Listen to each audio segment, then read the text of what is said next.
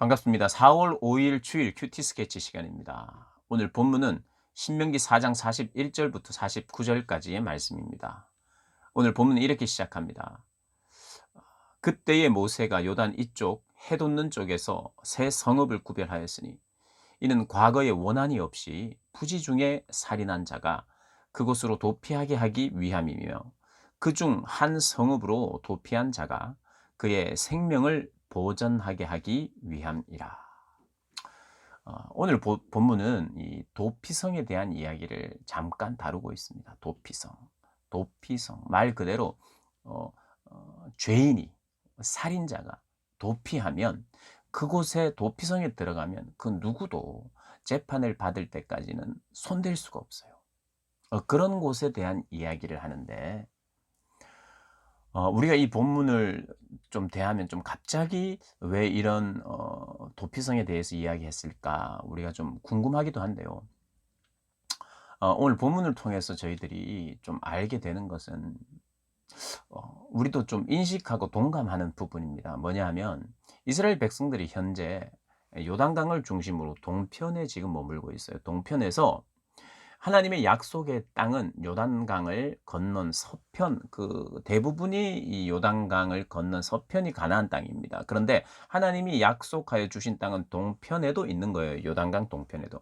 그래서 요단강 동편에 특별히 두 나라를 전쟁해서 크게 승리를 했죠. 굉장히 강한 성읍이었어요. 높은 성읍이었고 요새화된 그런 어 곳이었는데 그곳을 점령을 했습니다.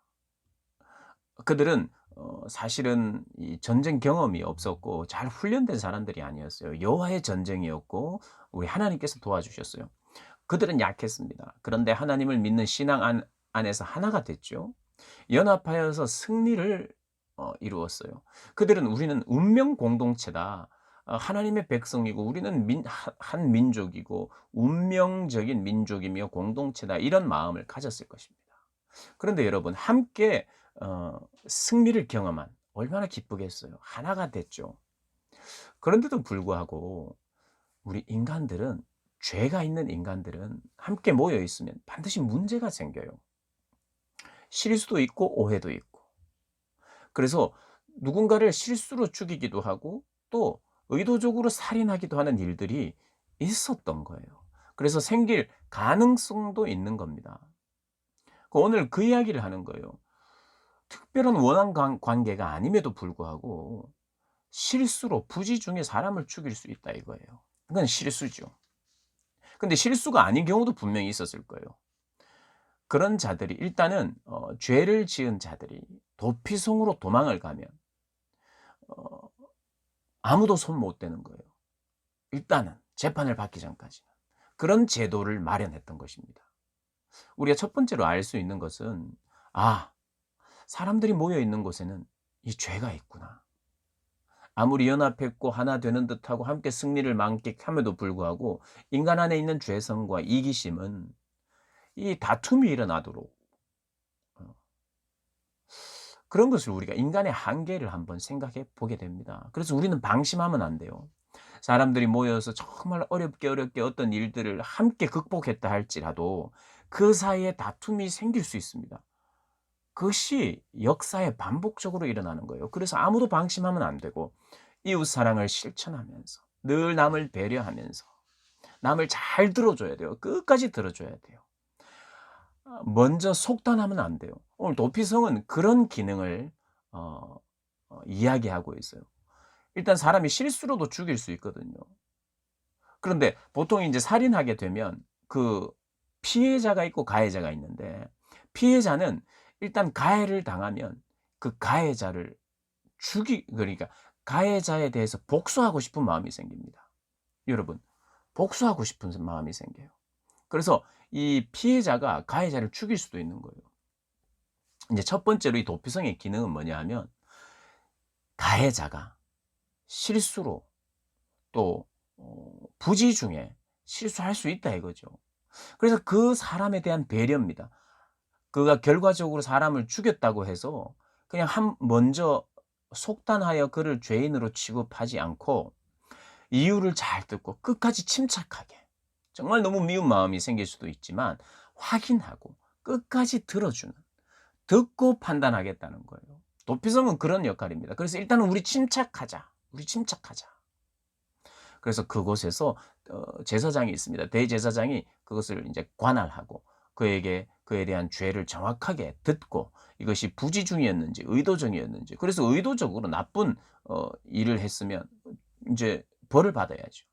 그러나 이것이 충분히 부지중이었고 이것은 죄가 아니다라고 판단하면 그곳에서 살 수가 있는 겁니다. 계속해서 살 수 있고 그 대제사장이 그때 그 관할 지역에 있었던 대제사장이 죽게 되면 도피성에서 살고 있던 사람은 자유인이 됩니다. 그런 제도예요. 그래서 첫 번째로 이 기능은 뭐냐? 함부로 우리가 빨리 속단하여 그 사람에게 피해를 주지 말자. 침착하자. 그 사람에 대한 배려예요. 이웃 사랑입니다. 잘 들어주는. 일단 먼저 듣자. 그다음 두 번째는 이 피해자의 가족들이나 피해자 쪽에서 범죄하지 않도록 도와주는 거예요. "잠깐만. 너희들이 지금 복수하면 안 된다. 지금 다 듣고 복수해야, 다 듣고 너희들이 벌을 줘야 너희들도 혹시 범죄할 수 있으니까, 실수할 수 있으니까 잠깐만 있어봐. 참아봐." 하고 확인하는 거예요. 그러니까 가해자 쪽을 위한 기능도 있고 피해자를 위한 기능도 있는 거예요. 우리가 복수를 그냥 바로 해 버리면 무죄한 피를 흘릴 수도 있잖아요. 그리고 우리 이런 거 있죠. 내가 가만히 있는데 한 대 맞았어요. 그러면 우리가 그 강도로 정확하게 한 대만 때리고 싶은 마음이 있느냐? 그렇지 않아요. 더 세게 때리거나 한 대 맞았으면 10대를 때리고 싶은 이런 우리에게 어떤 분노가 있어요. 그래서 이런 말이 있잖아요. "네가 내 눈에 눈물이 나게 했다면 나는 네 눈에 피눈물을 나게 하겠다." 이게 우리 사람의 정당한 것 같은데 그것도 악한 겁니다. 내가 한 대를 맞으면 10대를 때리고 싶은 이런 분노와 함께 일어난 이런 것들이 죄가 돼요. 그래서 도피성은 그런 것을 막아주는 기능도 있는 것입니다. 요단강을 중심으로 동편에 세 곳을 만듭니다. 오늘 보니까 베셀, 길라, 라못, 바산, 골란이라고 하는 세 곳을 도피성을 만들고요. 그다음 요단강 서쪽에도 이제 나중에 세 곳을 만들 겁니다. 그럼 오늘 동편에 이제 지금 서쪽으로 건너가서 가나안 정복 전쟁을 하기 전이니까 이곳에 세 곳을 만듭니다. 도피성. 그럼 누구를 위하느냐? 우리 모두를 위한 거예요. 억울한 일을 당하지 않아야 되고 무죄한 피를 흘리지 않아야 되는 그들을 위한 거예요. 우리의 연약과 한계는 죄도 짓고 실수도 짓고 죄와 실수가 있는 이후에 또 죄가 반복될 수 있고 복수와 복수가 반복될 수 있기 때문에 복수를 단절하고자 하는 의미도 있는, 그래서 이 도피성의 기능은 그런 것입니다. 굉장히 지혜로운 것이죠. 이런 어떤 원리들이 법에도 적용됩니다, 사실. 그러니까 이 하나님의 법이 사실은 이 세계 안에 있는 통치 원리나 법의 아주 기본이 되는 것입니다. 하나님 나라의 가치가. 그래서 누구도 억울하지 않도록 공정하게 하는 거죠. 그러니까 도피성은 그런 거예요. 그래 도피성이라고 해서 누가 죄 지은 아주 나쁜 사람이 죄 짓고 온다고 해서 다 용서가 되거나 그렇지 않아요. 그런데 이 도피성은요, 사실은 예수 그리스도를 예표하기도 합니다. 그러니까 무슨 말이냐? 이 도피성의 기능이 예수님을 상징하는, 예수님이 어떤 분인지 어떤 일을 행하시는 분인지에 대해서 상징하는 그런 역할을 또 도피성이 가지고 있어요. 뭐냐 하면 누구든지 예수님께로 오면 일단은 안전해요. 그죠? 일단은 안전해요. 그리고 철저히 회개하고 또 예수님이 우리의 죄를 묻지요. 정확하게 물어요. 그런데 이 도피성, 구약 시대에 만든 도피성과 도피성 되신 예수님과 차이가 있습니다. 이 도피성에는 일단 도망을 와도 잠깐은 살지만 그가 죄가 있으면 벌을 받습니다. 또 죽임을 당하기도 하죠. 그러나 예수님께 온 자는 모든 죄가 용서가 됩니다. 왜냐하면 죽어야 될 죄를 예수님이 대신. 그래서 이 예수님이 도피성이 된다는 것은 그 도피성에서 받아야 될 모든 죄를 그분이 그 죄값을 달게 받아요. 살인자든 사기꾼이든 어떠한 죄를 가져도 도피성 대신 예수님께 피하면, 주님께로 오면 그 죄를 다 용서해서 우리를 구원해 주셔요. 그러면 예수님께로 가면 그럼 세상의 법정에는 안 서도 됩니까? 아니요. 예수님께로 피하고 예수님께 회개한 사람은요, 세상의 법정에 자수해야 돼요. 자수. 그래서 세상에서 법정에서 공정하게 내 죄값을 물어야 됩니다. 그러나 그럼에도 불구하고 예수께로 와서 회개한 사람들은 예수님은 그를 용서합니다. 그리고 그를 구원하세요. 이게 놀라운 거예요. 여러분, 예수님의 용서는 무조건 없었던 걸로 해주는 게 용서가 아니에요. 죄값을 달게 받아도, 징계를 받아도 징계를 받는 중에 감사하고, 주님께 돌아온 것 때문에 또 감사하고 순종하고, 어떤 주님께 막 조건을 걸고 그러지 않아요. 주님, 저를 용서해 주십시오. 그리고 주님이 하시는 모든 결정은 선하고 옳습니다. 내가 요구할 게 없습니다. 이거 내가 용서를 구할 테니 이런 게 안 되게 해주시고 안 되게 해주시고 조건을 거는 것은 진정한 회개가 아니에요. 주님, 저는 죽어 마땅합니다. 그러나 저를 용서해 주십시오. 저를 구원해 주십시오.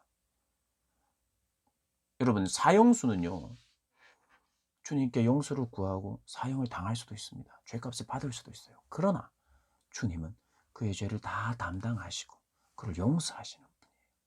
그 진짜 용서받은 사람은, 아니 주님이 내가 진짜 회개했는데 왜 내가 사형을 받아서 여기서 죽어야 되나? 내가 왜 무기징역을 받아야 되냐 말하지 않아요. 오히려 죄의 값을 달게 지고, 그러나 늦게라도 주님을 알게 되어서 그의 마음이 평온한 거예요. 물론 죄를 짓고 피해를 본 사람들에게는 정말 죄송한 마음을 늘 가져야 되고, 그러나 죄값을 내가 받으면서 또 하나님이 허락하시는 모든 것에 대해서 수용하면서 하나님께 감사하는 것, 이게 바로 기독교의 정신이죠. 그게 기독교가 말하는 도피성, 예수님입니다. 예수님은 내가 빌기만 하면 내가 원하는 대로, 내가 빌고 내가 원하는 대로 결과를 내놓는 게 기독교가 아니라, 내가 빌고 용서를 구하고, 그리고 그 이후에 허락하시는 주님의 그 모든 것들은 달게 받고 오히려 감사하면서 그것이 복된 자리인 줄 알고 살아가는 게 바로 기독교인입니다. 여러분, 오늘 도피성 잘 기억하시고요. 나도 도피성과 같은 역할을 해야 될 때가 있어요. 그렇죠? 사람을 속단하여 판단하지 않고 끝까지 잘 들어주는, 그래야 실수를 안 하니까 잘 들어주고 그도 배려하고, 나를 가해한 사람 역시도 잘 들어주고 끝까지 그를 이해하는 입장에 끝까지 듣고, 그래서 판단하는 거죠. 그래야 그 사람에 대한 사랑의 실천도 하는 것이고, 또 내가 속단하여 실수하지 않는 것이죠. 그런 복된 도피성과 같은 그런 역할을 감당하는 우리 모든 분들이 되시기를 주님의 이름으로 축복합니다.